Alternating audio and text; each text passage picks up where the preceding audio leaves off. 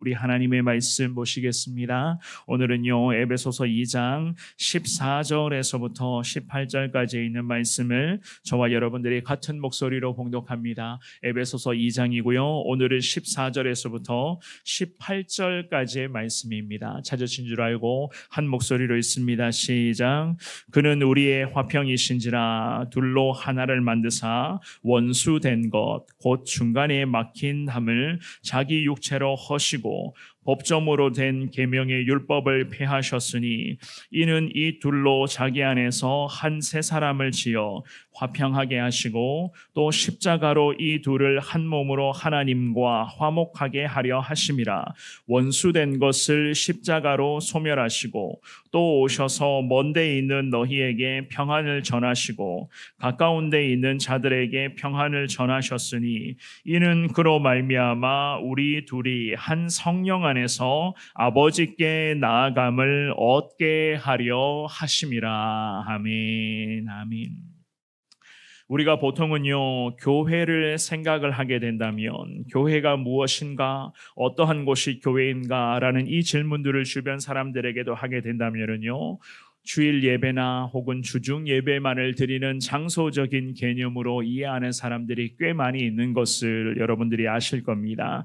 때로는 건물 자체를 놓고 교회구나라고 그렇게 판단하시는 분들도 계실 것 같은데요. 하지만 우리가 에베소서 1장 말씀에서부터도 쭉 살펴보고 지금까지 오고 있는 것처럼 교회라는 곳은 그야말로 예수님을 믿는 믿음으로 십자가의 그 능력 앞에 온 성도가 하나가 되어서 주님의 거룩한 영광을 위해서 주님을 예배하는 그야말로 예수님이 머리 되시는 집이 바로 교회라고 우리는 그렇게 이야기를 하셔야 됩니다. 왜냐하면 교회는요, 예수님이 머리가 되어주시고 그 머리가 되신 예수님을 중심으로 온 성도가 각 지체를 연결하는 몸의 역할을 하는 곳이기 때문이겠죠. 게다가 예수님의 사랑으로 성도가 하나가 되어서 하나님 한 분만을 예배하는 곳, 그리고 예수님의 그 사랑을 통하여서 세상을 향해 예수님의 사랑을 계속해서 흘러보낼 수 있는 그 은혜의 근원지가 되는 곳이 바로 교회라고 하는 곳입니다.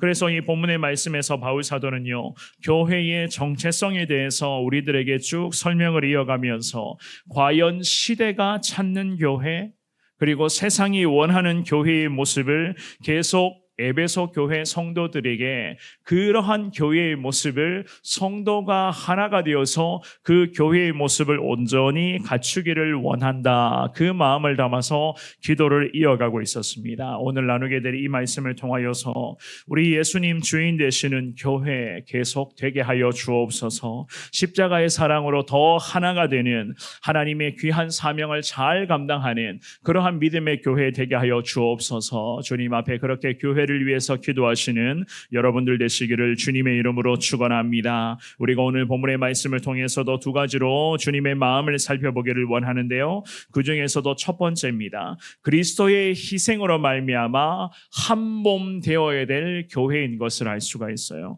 예수 그리스도의 희생으로 교회는 한 몸 되어야 된다. 14절만 한 번 더 읽어봅니다. 시작.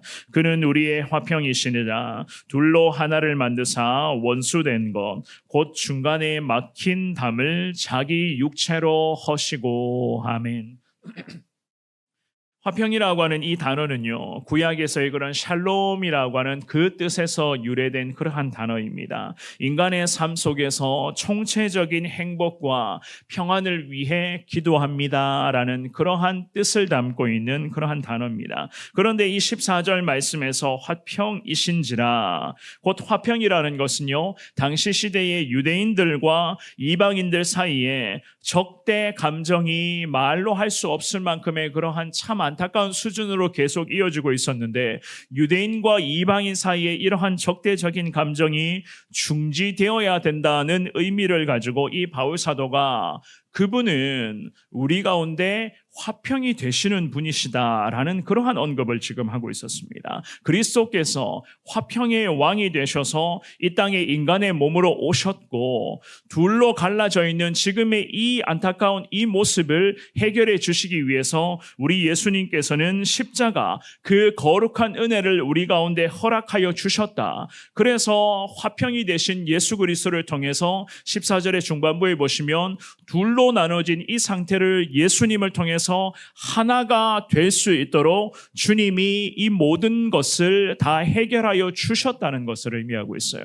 14절의 중반부에 보시면 너희들이 지금 마치 원수된 것처럼 그렇게 둘로 갈라진 상태가 아니냐.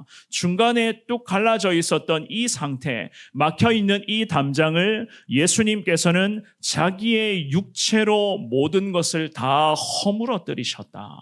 성경은 그렇게 말씀을 하고 있습니다. 곧 교회의 머리 되시는 예수님께서는 교회 가운데 보이지 않게 여전히 잔재하고 있는 그 중간에 떡하니 갈라져 놓고 있는 그런 담장들을 예수 그리스도의 그런 십자가 거룩한 희생을 통해서 한순간에 막혀있는 담장을 다 허물어뜨려 주셨다는 거예요. 그런 부분을 의미를 하고 있습니다. 예루살렘 성전 안에서의 그런 이런 부분이 있었습니다. 유대인들이 머물 수 있는 예루살렘 성전의 성소가 있었고 그리고 이방인들만 머물 수 있었던 성전의 뜰이 있었습니다. 성소와 성전의 밖에 그런 뜰이 있었는데 그 사이를 분리해 놓고 있었던 성전의 그런 난간과 같은 그러한 것들이 있었다고 합니다. 성전 안에서조차도 유대인들과 이방인을 구분할 수밖에 없는 저들의 그런 안타까운 현실적인 모습이 있었는데 그러한 안타까운 모습이 지금의 시대의 에베소 교회 가운데도 보이지 않게 계속 잔재되어 여기까지 내려오고 있었던 것이었습니다. 그러니 생각해 보십시오. 과연 교회라는 곳이 우리 예수님이 머리가 되셔서 온 성도가 하나가 되어서 머리 되신 예수 그리스도께서 각 몸의 지체가 되어서 연결되어 있어야 되는데 과연 성도와 성도 사이에 보이지 않는 이러한 담장이 아직도 설치되어 있었으니 교회 안에서 성도 사이에 하나가 되어야 된다. 하나가 되어서 주의 사명을 감당해야 된다. 과연 이러한 주님의 사명이 온전히 성취가 될 수 있었겠습니까? 그래서 우리 예수님께서는 이 문제를 해결해 주시기 위하여 십자가를 통해서 중간에 떡하니 막혀있는 담장을 자기의 육체로 주님은 다 허물어뜨려 주셨다. 성경은 그렇게 말씀하고 있었던 거예요. 15절 말씀도 한번 읽어볼까요? 본문의 15절입니다. 시작. 법조문으로 된 계명의 율법을 폐하셨으니 이는 이 둘로 자기 안에서 한 세 사람을 지어 화평하게 하시고. 아멘. 예수님은 율법, 그들이 그렇게 주구장창 이야기하고 있었던 율법을 폐하시고 유대인들이나 이방인들이나 차별이 없는 그런 믿음의 법을 통하여서 그들을 하나님이 구원하셨다. 성경은 그렇게 말씀하고 있습니다. 특별히 이 15절 말씀에 보시면 우리 예수님께서는요, 자기 안에서 중반부에 보시면 자기 안에서 한 세 사람을 지어 화평하게 하시고 이렇게 말씀하고 있습니다. 이 말씀은 구약 시대에서부터 지금까지 내려오고 있었던 율법 자체가 없어졌다는 것을 의미하시는 것이 아니라 오히려 그들이 자꾸 율법만을 여기며 율법만을 강조하며 형식에 치우친 그런 종교적인 관습 속에 갇혀 있었는데 거기에서 벗어날 수 있도록 이제는 예수님을 통해서 생명의 말씀을 믿는 모든 믿음의 백성들이 될 수 있도록 그런 믿음의 백성들에게 우리 예수님께서는 영적 유익을 주시고자 하시는 그러한 하나님의 은혜를 너희들에게 허락하겠다. 둘로 자기 안에서 한 세 사람을 지어 나눠져 있었던 이 상태에서 결국 예수님 안에서 너희들이 한 새로운 사람으로 변화가 되어 화평을 이제는 경험할 수 있도록 내가 그 역할을 하겠다는 거예요.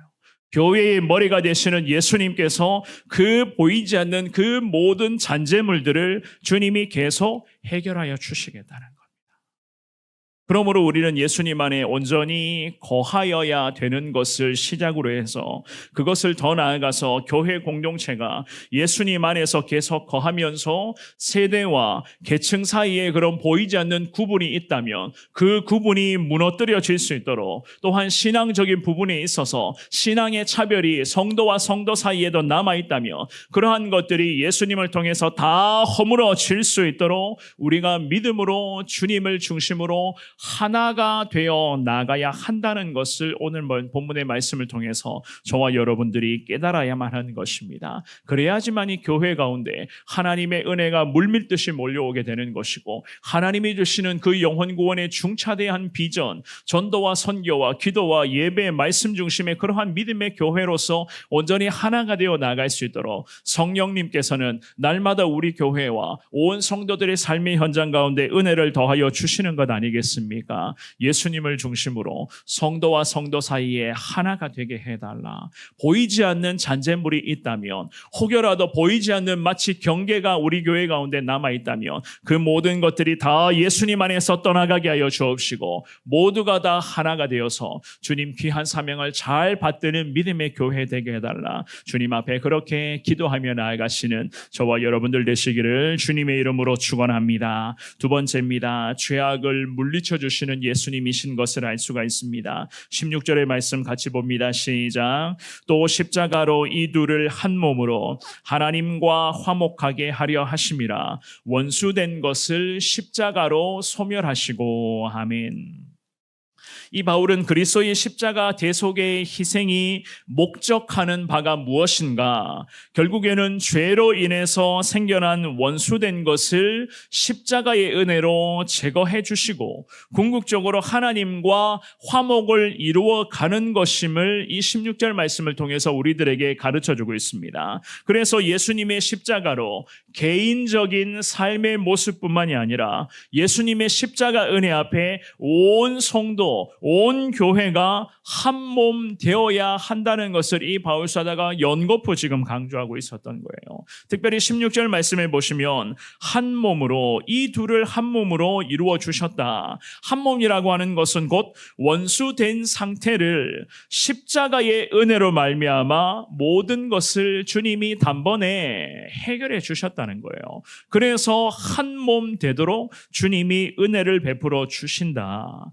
교회는 한 몸, 곧 그리스도를 중심으로 하나가 되어야 되고 예수 그리스도를 중심으로 몸의 각 지체로 연결되어 있어야 될 생명 공동체인 것을 바울 사도가 우리들에게 말씀으로 가르쳐주고 있는 것이었습니다. 교회는 그야말로 생명을 살리는, 생명을 위하는, 생명을 위해서 충성해야 될 교회 되어야 된다는 거예요. 그래서 생명 공동체, 교회는 세상을 추구하는, 세상에서 유익을 추구하는 이익 공동체가 아니라 그야말로 영혼을 살릴 수 있는 생명 공동체가 되어야 된다. 그래서 예수님께서는요, 십자가의 은혜로 한 몸 되도록 주님이 우리 가운데 귀한 은혜를 더하여 주셨다. 성경은 그렇게 말씀하고 있습니다. 더욱이 원수된 것들이 십자가 앞에 소멸될 수 있도록 성령을 통해서 지금도 하나님은 교회 가운데 은혜를 더하여 주신다. 그러한 말씀이겠죠. 그죠? 17절과 18절 말씀도 같은 목소리로 두 구절 읽어봅니다. 시작. 또 오셔서 먼데 있는 너희에게 평안을 정하시고 가까운 데 있는 자들에게 평안을 전하셨으니 이는 그로 말미암아 우리 둘이 한 성령 안에서 아버지께 나아감을 얻게 하려 하심이라. 아멘. 같은 말씀의 내용들이 다양한 표현으로 계속 이어지고 있는 것을 볼 수가 있습니다. 바울 사도가요, 예수님의 사랑이 거리적인 부분도 언급을 하죠. 멀리 있는 자들 그리고 가까이 있는 자들도 구분 없이 예수 그리스도의 거룩한 평안을 누릴 수 있도록 해야 된다. 교회 안에서는 멀리 있는 자들이나 가까이 있는 자들이나 우리 예수님께서는 저들에게 너나 할 것 없이 경계 없이 다 평안을 전하신다는 거예요. 예수의 평안을 항상 흘러보내는 그러한 교회 되어야 한다는 것을 말씀하고 있습니다. 결국에는요, 신앙의 현장에서는 이런 부분입니다. 때로는 죄를 범하거나 때로는 여러 가지 죄악된 문제 때문에 참 하나님의 사람들이 지쳐 있을 때가 많이 있잖아요.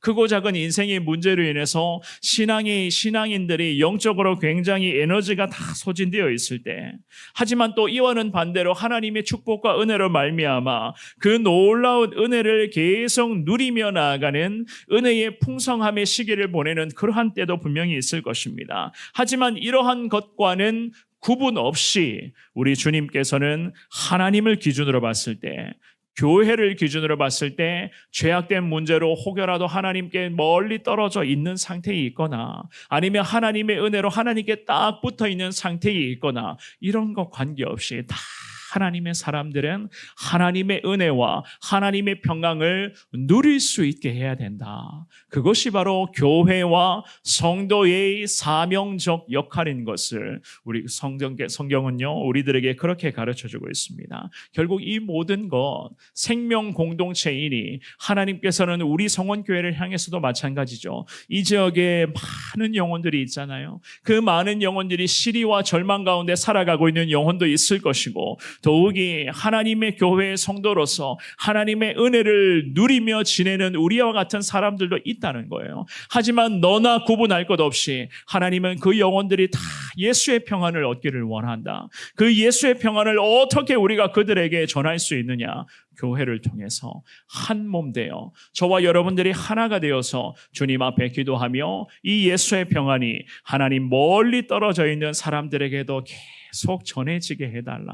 주님 앞에 우리가 그렇게 기도해야 한다는 것을 오늘 말씀을 통해서 주님은 우리들에게 가르쳐주고 있는 말씀 아니겠습니까? 18절 말씀해 보시면은요, 한 분 성령님 안에서 하나님께 나아갈 수 있도록 하나님은 우리 가운데 오늘도 성령을 통해서 하나님 은혜를 더하여 주실 줄 믿습니다. 아버지 하나님께 나아갈 수 있는 은혜를 성령을 통해서 이 모든 은혜를 우리가 누리며 또한 누리는 은혜를 흘러보내는 삶을 살 수 있도록 성령 안에서 하나님은 오늘도 귀한 은혜를 우리에게 허락하여 주실 줄 믿습니다. 이 새벽에 주님 앞에 기도하실 때에 하나님 주님을 중심으로 교회 온 성도들이 더 하나가 되게 하시고, 혹여라도 보이지 않는 경계가 있습니까? 그 경계와 차별과 여러 가지 그런 좋지 않은 모습들이 우리 성원교회 가운데 떠나가게 하여 주옵시고, 오직 예수님을 중심으로